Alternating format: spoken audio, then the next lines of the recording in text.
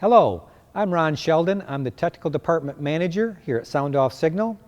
At Sound Off Signal, we pride ourselves on providing excellent customer service and technical support to our customers. The technical video you're about to watch, we hope you find it beneficial in the operation and use of our products. Should you have any questions, please phone us or email us. So let's get started.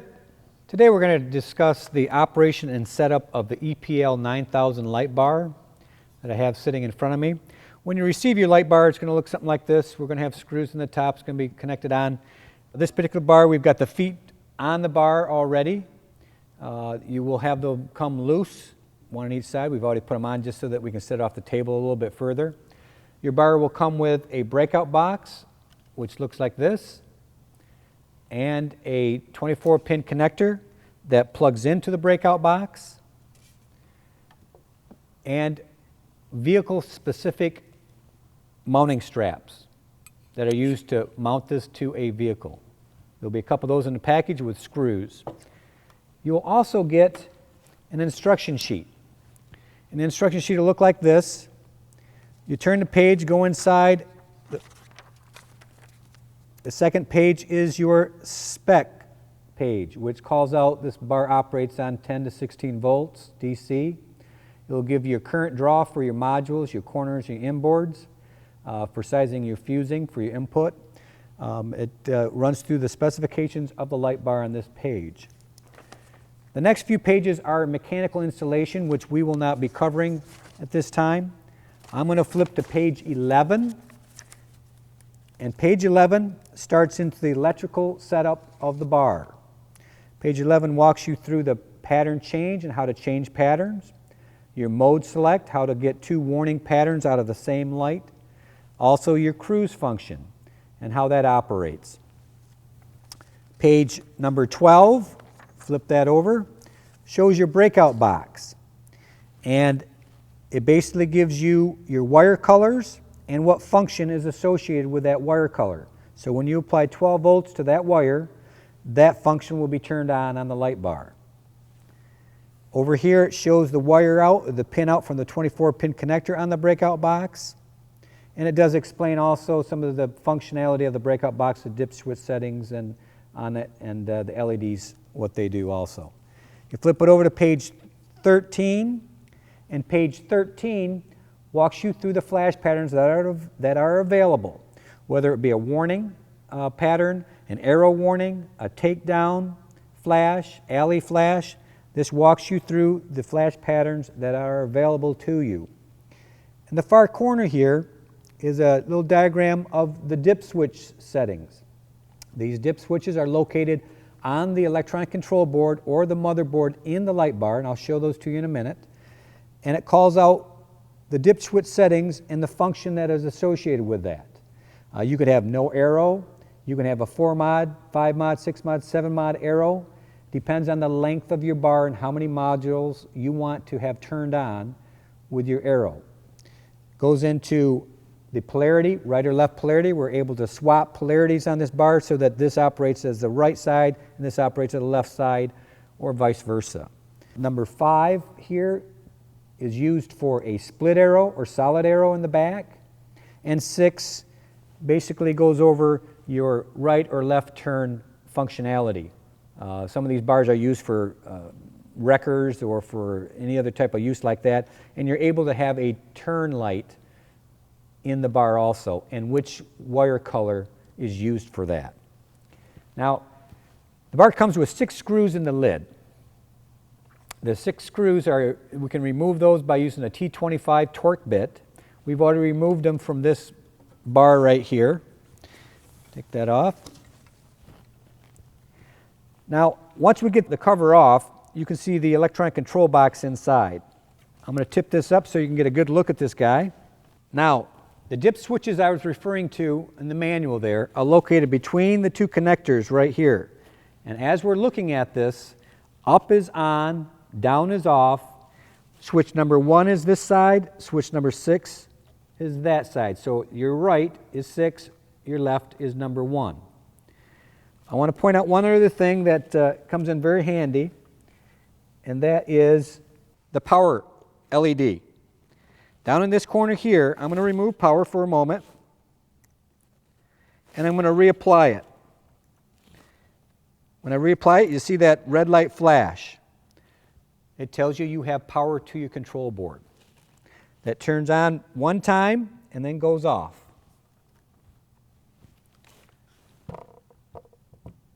Now, the breakout box, like I had mentioned, comes with the bar. You have a diagram also on the breakout box that is the same as in the instruction manual, and it calls out the functionality for that particular wire and pinout on your 24-pin connector on this side. One thing I want to point out is that this connector, when you plug it in, make sure that I normally plug it in, I wiggle a little bit, make sure that tab snaps really good. Make sure it's in there good and snug, because otherwise you might not have a very good connection between the wires here. On the other side of the breakout box, you'll find your RJ45 connector, which takes the data line from the box, from the light bar, and it would plug into here, your data line.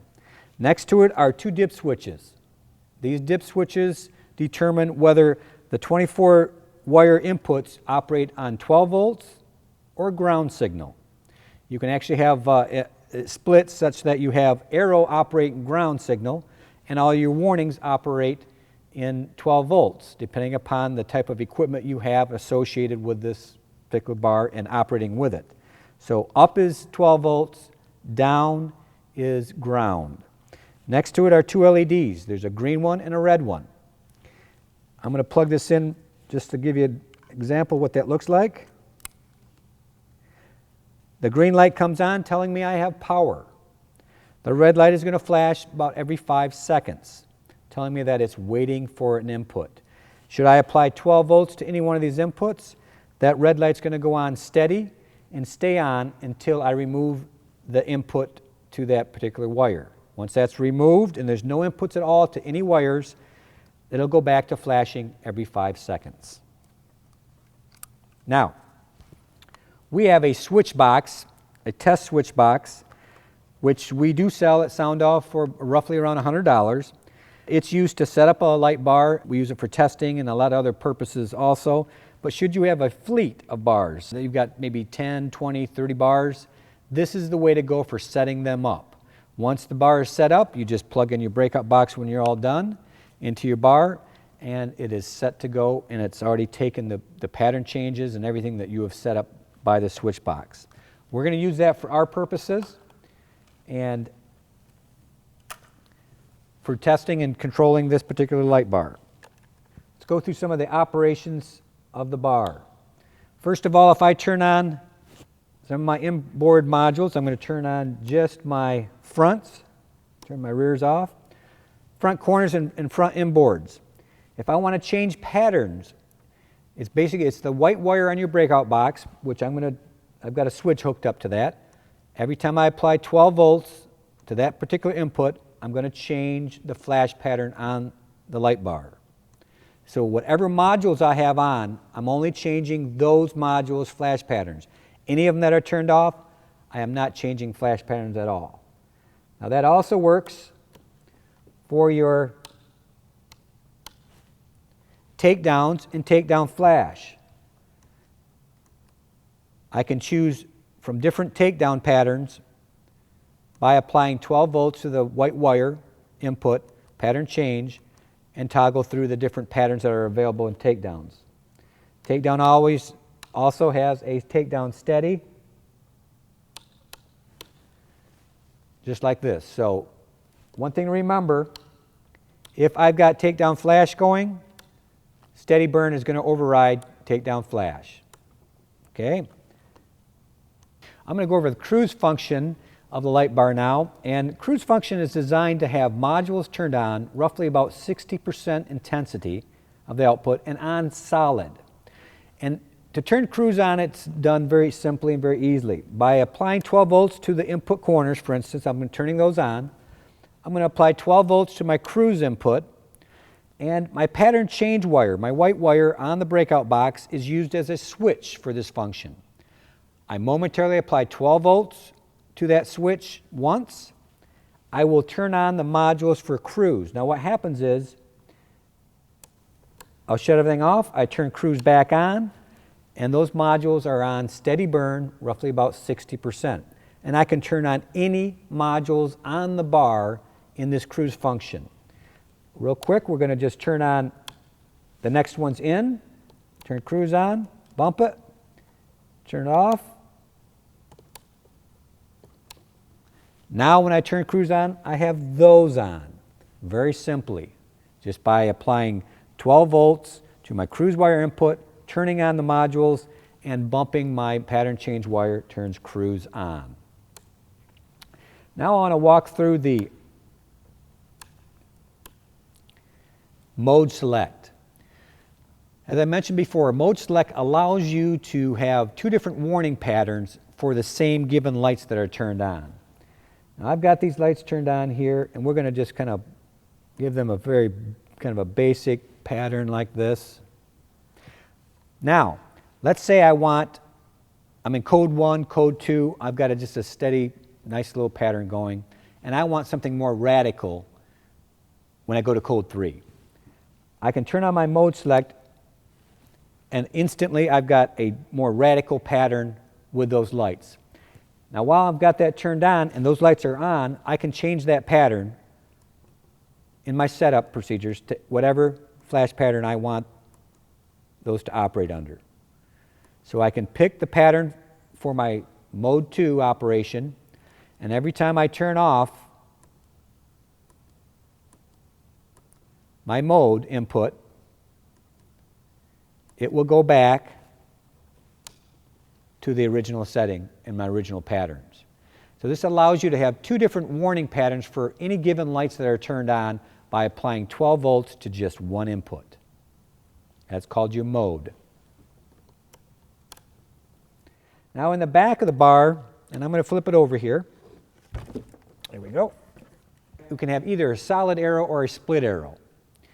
Now this bar right now is a 6 mod module, which you can also get in a 12. Now the split mod, what it does, and we're set up in split mode, it'll turn on every other LED in amber, which also allows you to have red, blue, and the opposite ones. So it's interlaced. So one thing to keep in mind also is that arrow is going to override warning at all times with this. And whenever you have that function on, or whatever function you have on, you can change the flash pattern of that particular function. The light bar holds that pattern, and every time you apply voltage to that input and turn that on, it will be in that pattern. The same way with the arrow is we can set up whatever pattern arrow you may want. Now, in the dip switch settings, inside the bar, I mentioned we have one dip switch in here, which is number 5, which allows you to have either solid arrow or split arrow. I'm going to switch that dip switch right now to solid. Basically, switch the dip switch down. I'm going to cycle power, because if I don't cycle power after changing the dip switch setting, it does not take that setting. I cycle power. Now because this bar is set up where I've got red amber, blue amber, putting them both together doesn't necessarily look the greatest in the world, okay? But it allows you, give you the example of having all 6 LEDs on at one time. And should you have a bar that, for instance, is solid, all amber LEDs, that's the setting you'd have, and you'd have all of them coming on at one time. That just gives you an example of either a split or a solid arrow module. I'm going to bring that back. Switch the dip switch. Remember, every time you do that, you cycle power.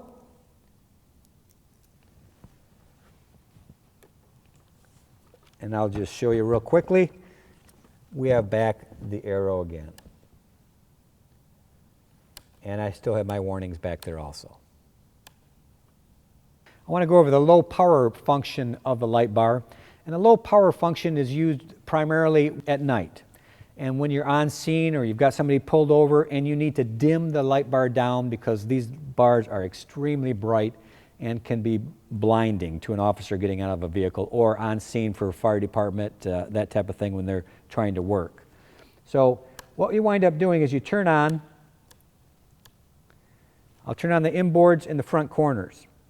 And all I need to do is apply 12 volts to my low power input. And when I do so, I dim the intensity down to about 60%.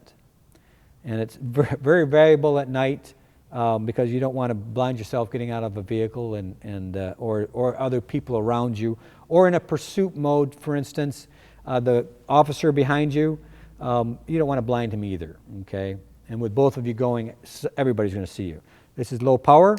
Turn it back off, you've got high power. So 12 volts to the low power input gives you low power. Remove it, you go right back to full power.